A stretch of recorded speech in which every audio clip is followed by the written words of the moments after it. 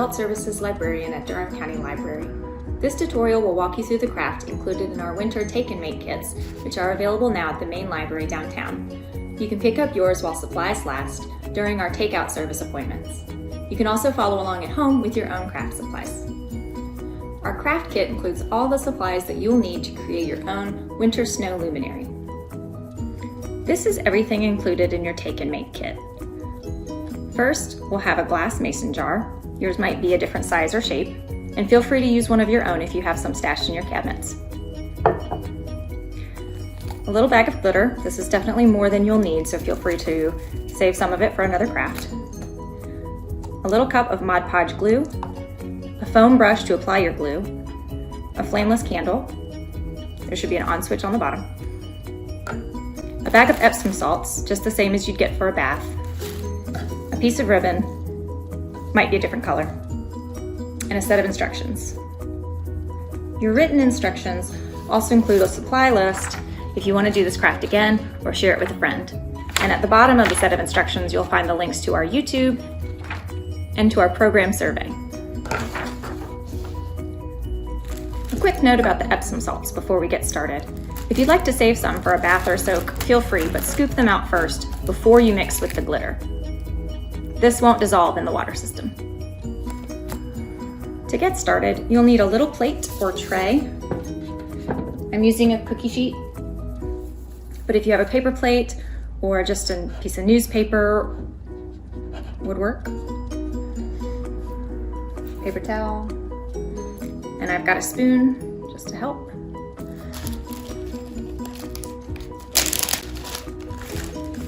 So, go ahead and pour out all your Epsom salts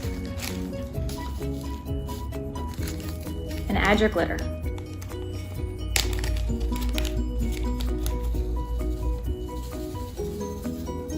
How much is up to you?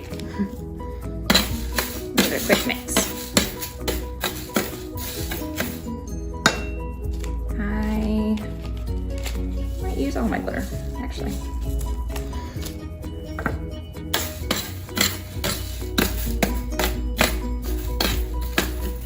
Give that a quick mix. Okay. Now that that's ready, you can open up your Mod Podge. And you want to coat the entire outside of your jar, not the bottom.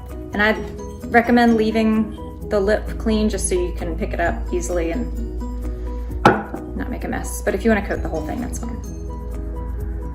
So using the foam brush, a little at a time, just start coating your glass.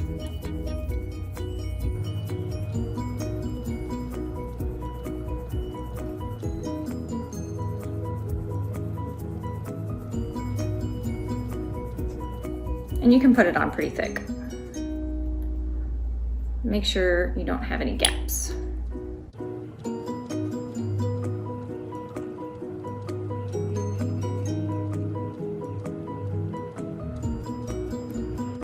Especially if your jar has some writing or some texture on it, make sure you get all the crevices.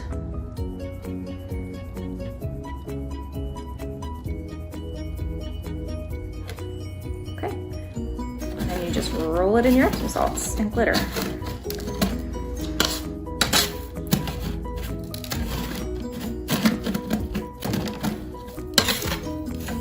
Using a spoon to help get all the gaps filled in.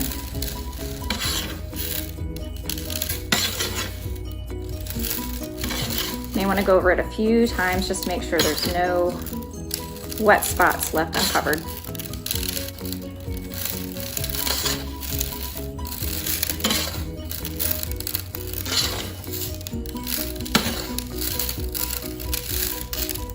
Just double check and make sure you've got all the glue covered. I see some gaps still, so I'm just going back over it.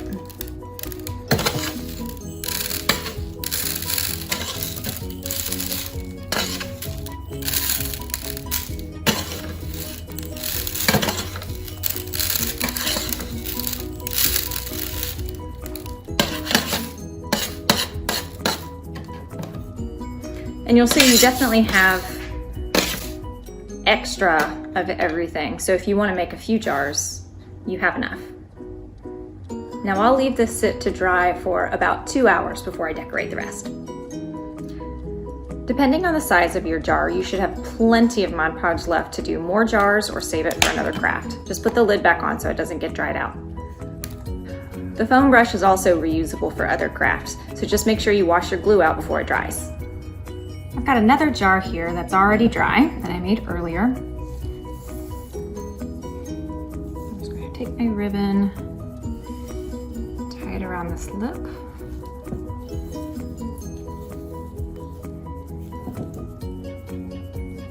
And make a bow.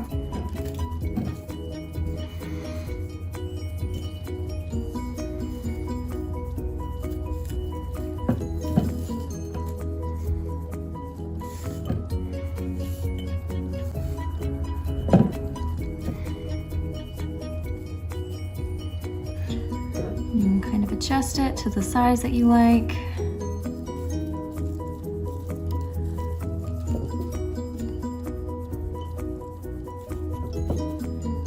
Make sure it's symmetrical. And then I'll trim these.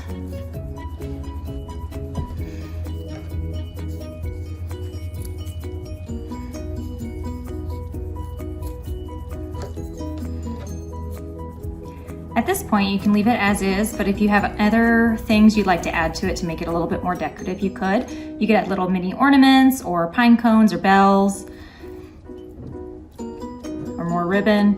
You can also just save it and use it as a vase. So if you have greenery or flowers or something that you'd like to put into it, you could. Otherwise, we'll wait for it to get dark so we can add our candle. Once your luminaries are ready, turn on your candle and drop it down inside. You can also use real candles. However, you don't want to leave these burning too long, because if the Mod Podge gets too warm, it might melt. Thanks for following along, and I hope you enjoyed this Take and Make craft kit from Durham County Library. Let us know what you thought in the program survey at the link provided with this video. If you're watching on Facebook, you can also let us know in the comments what other kind of craft kits you'd like to see from Durham County Library.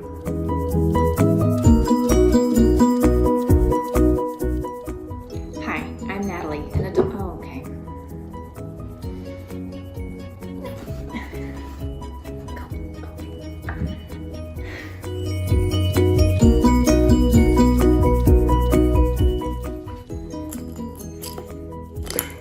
Ding.